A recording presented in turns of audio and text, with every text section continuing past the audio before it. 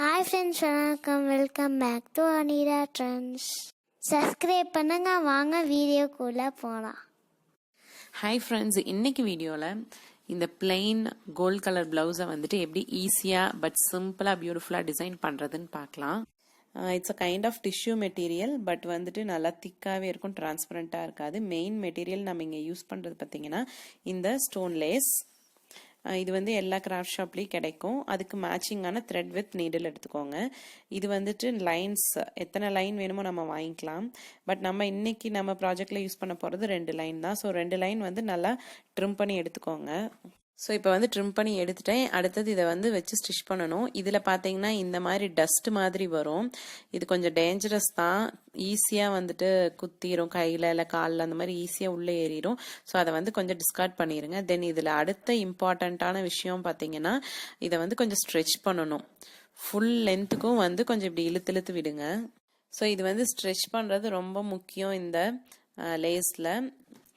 இது வந்துட்டு ஈவன் நம்ம சீவிங் மிஷினில் கூட வச்சு ஸ்டிச் பண்ணலாம். பட் வந்துட்டு நம்ம எப்பயுமே ஹேண்ட் ஸ்டிச் தானே பண்ணுறோம். சீவிங் மிஷின் இல்லாதவங்களும் பண்ணணுங்கிறதுக்காக தான் நான் வந்துட்டு ஹேண்ட் ஸ்டிச்சே பண்ணியிருக்கேன். ஸோ ஃபுல் லென்த்தும் ஸ்ட்ரெச் பண்ணிக்கலாம். இது எதுக்கு பண்ணுறோன்னா அப்போ தான் அது வந்து கொஞ்சம் ஃப்ளெக்சிபிளாக இருக்கும். நல்லா பர்ஃபெக்டாக நம்மளோட நெக்லைன் என்ன ஷேப்போ அந்த ஷேப்பு கரெக்டாக நிற்கும். இப்போ இதை வந்துட்டு அந்த நீடில் அண்ட் த்ரெட் யூஸ் பண்ணி ஃபுல் லென்த்துக்கும் நம்ம ஸ்டிச் பண்ணிக்கலாம். ஃபர்ஸ்ட் வந்து ரஃபாக ஸ்டிச் பண்ணிக்கோங்க. அதுக்கப்புறம் ஃபுல் டிசைனும் முடிஞ்சதுக்கப்புறம் நம்ம நல்லா இன்னும் கொஞ்சம் கூட நல்லா ஸ்ட்ராங்காக வந்து ஸ்டிச் பண்ணிக்கலாம். ஸோ உங்களில் சில பேர் நினைக்கலாம் இது என்ன ஜஸ்ட் இந்த லேஸ் வச்சு தைக்கிறது தானே, இதில் என்ன விஷயம் இருக்குது அப்படின்ட்டு. ஆக்சுவலாக இந்த லேஸ் வச்சு நிறைய பேர் ஸ்டிச் பண்ணியிருப்பாங்க. ஈவன் மிஷின்லேயே கூட ஸ்டிச் பண்ணியிருப்பாங்க. பட் வந்துட்டு வளைவு வருது இல்லையா, ஷேப் வர இடத்துல வந்துட்டு இப்போ ரவுண்ட் ஷேப் அந்த மாதிரி நெக்லைன் இருக்குன்னா அந்த இடத்துல வந்து தூக்கிட்டு நிற்கும்.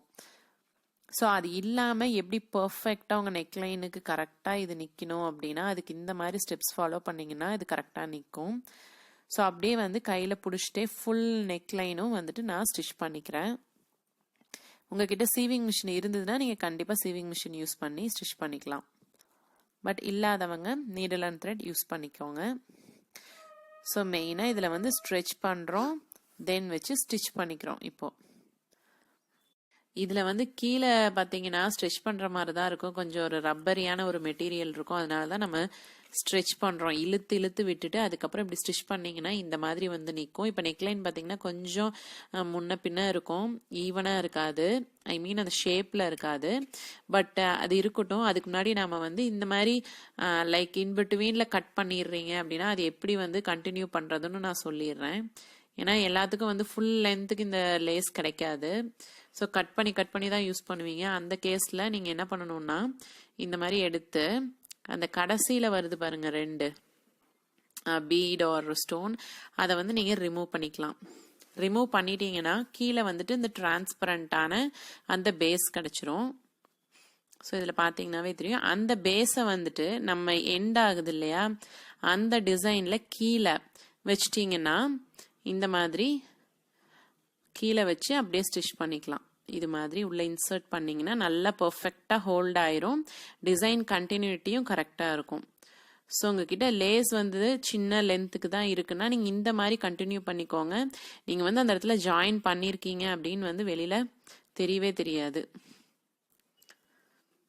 ஸோ இந்த மாதிரி வந்து அந்த இடத்துல ஒரு 2-3 ஸ்டிச் எக்ஸ்ட்ரா போட்டுக்கோங்க. போட்டுட்டு ஃபுல் லென்த் எகெயின் இது வந்து ஃப்ரண்ட் சைடு ரைட் சைடு வரும் இல்லையா ஷோல்டரில் அந்த இடம். ஸோ கண்டினியூட்டிக்காக நான் உங்களுக்கு இதுவும் வந்துட்டு காமிச்சிருக்கேன். ஸோ இந்த மாதிரி வந்து கரெக்டான ப்ராசஸ் வந்து ஃபாலோ பண்ணுங்கள். அப்போ தான் உங்கள் நெக்லைன் ஷேப் அழகாக பர்ஃபெக்டாக வரும். ஸோ சிலருக்கு பார்த்தீங்கன்னா எம்ப்ராய்டரி ஒர்க்லாம் அவ்வளோக்கு பிடிக்காது. பட் ஸ்டில் அவங்க ப்ளவுஸை வந்து கொஞ்சம் என்ஹான்ஸ் பண்ணணும்னு நினைக்கிறவங்க கண்டிப்பாக வந்து இந்த ஸ்டோன்ஸ் இந்த டிசைன் ஆக்சுவலாக ஃபாலோ பண்ணலாம்.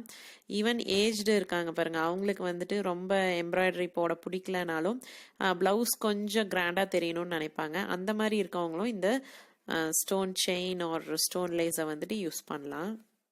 ஸோ இது வந்துட்டு இப்போ ஃப்ரண்ட் சைடும் வந்து கண்டினியூ பண்ணி நான் ஸ்டிச் பண்ணி முடிச்சிட்டேன். ஸோ பேக் சைடு எப்படி நாட் போடணும்னு நிறைய பேர் கேட்பீங்க. ஸோ இந்த மாதிரி நீடில் குத்தி அதில் ஒரு 2 சுற்று சுற்றிடுங்க. சுற்றிட்டு எடுத்திங்கன்னா நாட் வந்துட்டு பர்ஃபெக்டாக விழுந்துடும். ஸோ பக்கத்தில் குத்தி மேலே கொண்டு வந்து ட்ரிம் பண்ணிட்டீங்கன்னா உங்களோட த்ரெட்டினோட எட்ஜு தெரியவே தெரியாது. ஸோ அடுத்தது இதை வந்துட்டு இன்னும் கொஞ்சம் என்ஹான்ஸ் பண்ணுறதுக்கு நான் இங்கே பால் செயின் யூஸ் பண்ணுறேன். ஸோ இந்த மாதிரி தான் வந்து கோல்ட் கலர் பால் செயின் வந்து 2 சைடும் வைக்க போகிறேன். அதுக்கு நான் யூஸ் பண்ண போகிறது வந்து ஃபேப்ரிக் க்ளூ. ஃபேப்ரிக் க்ளூ வந்து ஃபுல் லென்த்துக்கும் இந்த மாதிரி 2 சைடும் வந்துட்டு க்ளூ போட்டுட்டு அதில் அப்படியே வந்துட்டு இந்த பால் செயினை ஃபிக்ஸ் பண்ணிடலாம். ஸோ பால் செயின் பார்த்தீங்கன்னா அந்த க்ளூவில் நல்லா பர்ஃபெக்டாக ஃபிக்ஸ் ஆகிடும். ஸோ வீடியோ ஸ்கிப் பண்ணாமல் வந்துட்டு ஃபுல்லாக பாருங்கள். அப்போ தான் வந்துட்டு உங்களுக்கு ஸ்டெப் பை ஸ்டெப் இது பண்ணிங்கன்னா தான் அந்த டிசைன் வந்து உங்களால் அச்சீவ் பண்ண முடியும். இது சம்டைம்ஸ் வந்து வாழ்க்கையில் சிலதெல்லாம் ரொம்ப சிம்பிளாக இருக்கும், பட் ஆனால் செஞ்சோம்னா அந்த பர்ஃபெக்ஷன் வரவே வராது. அந்த மாதிரி தான் இந்த ஒரு பர்டிகுலர் டிசைனு. ஜஸ்ட்டு ஒரு stone chain R stone sheet வச்சு 2 சைடு வந்துட்டு பால் செயின் வந்து ஸ்டிக் பண்ணுறோம். பட் அதுவே வந்துட்டு அந்த ப்ராசஸ் அந்த மெத்தடில் பண்ணாதான் அது ஃபினிஷிங் கரெக்டாக வரும். சிம்பிள் பட் ஆனால் பர்ஃபெக்டாக இருக்கணும் அப்படின்னு நினச்சல எனக்கு டக்குனு ஞாபகம் அது வந்து ரசம் தான். நம்ம வந்து எவ்வளோ நல்ல குக்காக இருந்தாலும் கிரேவிஸ் ஆர் பிரியாணிஸ் எல்லாமே செஞ்சாலும் நம்மளுக்கு வந்து ரசம் வந்துட்டு பர்ஃபெக்டாக வரணும். அப்போ தான் நம்மளை ஒரு குக்குனே வந்து கன்சிடர் பண்ணுவாங்க. நமக்கே சிலரோட ரசம்லாம் ரொம்ப பிடிக்கும், அது ஒரு கைப்பக்குவம். ஸோ கண்டிப்பாக கமெண்ட்ஸில் சொல்லுங்கள் உங்களுக்கு பிடிக்கும் அப்படின்னா. இப்போ இது வந்து ஃபுல்லாக ட்ரை ஆகிடுச்சு. இப்போ வந்துட்டு அது மேலே ஒரு காட்டன் கிளாத் போட்டுட்டு நான் ஃபுல்லாக அயன் பண்ண போகிறேன். இப்போ என்ன ஆகும்னா அந்த பேஸில் ஒரு டிரான்ஸ்பரண்ட் ரப்பரியாக ஒரு ஷீட் இருக்கு இல்லையா, அந்த ஷீட் வந்துட்டு அப்படியே லைட்டாக மெல்ட் ஆகிட்டு நம்மளோட நெக்லைன் என்ன ஷேப்பில் இருக்கோ அந்த ஷேப்புக்கு பர்ஃபெக்டாக ஃபிக்ஸ் ஆகிடும். நீங்கள் வந்துட்டு இதுக்கு முன்னாடி பார்த்த நெக்லைனுக்கும் இதுக்கப்புறம் பார்க்குற நெக்லைனுக்கும் உங்களுக்கு நல்லா டிஃப்ரென்ஸ் தெரியும். கொஞ்சம் நல்லா டைம் ஸ்பெண்ட் பண்ணி நல்லா பண்ணிக்கோங்க. காட்டன் கிளாத் வந்துட்டு ஒரு ப்ரொடெக்ஷனுக்கு தான். ஏன்னா சில்க் ப்ளவுசஸில் வந்துட்டு அயன் பாக்ஸ் வச்சு ஏதாவது டேமேஜ் ஆயிடுச்சுன்னா என்ன பண்ணுறது. ஸோ அதனால வந்துட்டு காட்டன் கிளாத் வச்சுருக்கேன். ஆல்சோ அது கொஞ்சம் நேரம் வரையும் நீங்கள் அயன் பண்ணும்போது தான் அந்த ஹீட்டு நல்லா உள்ளே இறங்கி அது நல்லா ஸ்டிஃபாக ஒட்டும். இப்போ பாருங்கள் பர்ஃபெக்டாக அந்த ஷேப்பில் வந்து நின்றுருச்சு. எந்த இடத்துலையும் தூக்கிட்டு அன்னிவனா எதுவுமே இல்லை, உங்களுக்கு பார்த்தாவே நல்லா தெரியும். ஸோ செம்மையாக வந்துருச்சு. உள்ளே வந்துட்டு ரிவர்ஸ் பண்ணிவிட்டு அங்கேயும் வந்துட்டு அயன் பாக்ஸ் வச்சு நீங்கள் அயன் பண்ணி விடுங்க. இந்த இடத்துல வந்துட்டு பின்னாடி லைனிங் தானே இருக்குது, அது ஒன்றும் டேமேஜ் பண்ணாது. ஸோ இதை வந்து ஸ்டோன் ஷீட்ஸுன்னு சொல்லுவாங்க. ஸோ அது வந்து ஷீட் மாதிரி ரோல் பண்ணி தான் வச்சுருப்பாங்க. உங்களுக்கு எத்தனை லைன் வேணுமோ அத்தனை கட் பண்ணி தருவாங்க. ஸோ இதுக்கப்புறம் வந்துட்டு அதே நீடில் அண்ட் த்ரெட் யூஸ் பண்ணி ஃபுல் லென்த்துக்கும் நீங்கள் பால் செயினோட சேர்த்து அங்கங்கே ரேண்டமாக ஸ்டிச்சஸ் போட்டுருங்க. ஸோ இப்போ வந்து ஃபுல்லாக ஃபினிஷ் ஆயிடுச்சு நம்ம ஒர்க்கு.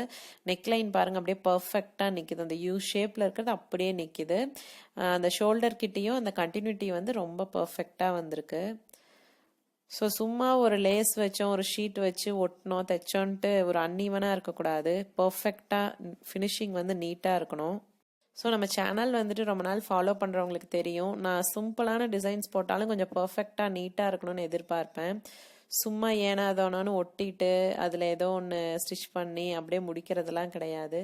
எது செஞ்சாலும் அதில் கொஞ்சம் பர்ஃபெக்டாக அட்லீஸ்ட் ஒரு நீட்டாக இருக்கணும். ஸோ இதே மாதிரி ஃப்ரண்ட்டில் வர ஷோல்டர் கிட்டேயும் வந்துட்டு ரிவர்ஸ் அயன் பண்ணிக்கோங்க. நம்மளோட க்ளூவும் வந்து மெல்ட் ஆகி ஒட்டிடும். அட் த சேம் டைம் அந்த ஷீட்டில் இருக்க அந்த பேஸில் இருக்கலையே ஒரு ரப்பரியாக அந்த இடமும் வந்துட்டு அந்த மெட்டீரியலோட நல்லா ஃபிக்ஸ் ஆகிக்கும். இப்போ நல்லா முடிஞ்சாச்சு. ஃபினிஷிங் பர்ஃபெக்டாக வந்திருக்கு. இது ஆக்சுவலாக இப்போ லேஸ் வச்சு ஏதோ ஸ்டிச் பண்ண மாதிரி இல்லை, தனியாக பீட்ஸ் எல்லாம் எடுத்து அங்கங்கே வச்சு ஆரி ஒர்க் பண்ண மாதிரி தான் இருக்குது. அப்படி உங்களுக்கும் அந்த மாதிரி தோணுதான்னு சொல்லி கமெண்ட்டில் கண்டிப்பாக சொல்லுங்கள். ஸோ நான் எப்போவும் சொல்கிற மாதிரி தான், இது செய்கிறதுக்கு பெருசாக உங்களுக்கு ஒன்றும் டேலண்ட் வேணாம். கரெக்டாக அந்த ப்ராசஸ் மட்டும் புரிஞ்சிட்டிங்கன்னா போதும். உங்கள் ப்ளவுஸஸும் இந்த மாதிரி கிராண்டாக நீங்கள் மாற்றிடலாம். இது செய்கிறதுக்கு டைம் பார்த்தீங்கன்னா மேக்ஸிமம் ஒரு 1 hour. அது வந்து ட்ரையிங் டைமோடு சேர்த்து சொல்கிறேன். அப்புறம் ப்ரைஸ் பார்த்தீங்கன்னா ஒரு 50 to 100 rupees தான் ஆகும். அதுவும் மேக்ஸிமம் அவ்வளோதான். நம்ம ப்ளவுஸ் பியூட்டிஃபுல்லாக ரெடி ஆகிடுச்சு. ஸோ உங்களுக்கு இந்த வீடியோ பிடிச்சிருந்தா கண்டிப்பாக லைக் பண்ணி ஷேர் பண்ணி சப்ஸ்கிரைப் பண்ணுங்கள். ஸோ அடுத்த வீடியோவில் பார்க்குற வரைக்கும் நன்றி, வணக்கம். Take care friends, by.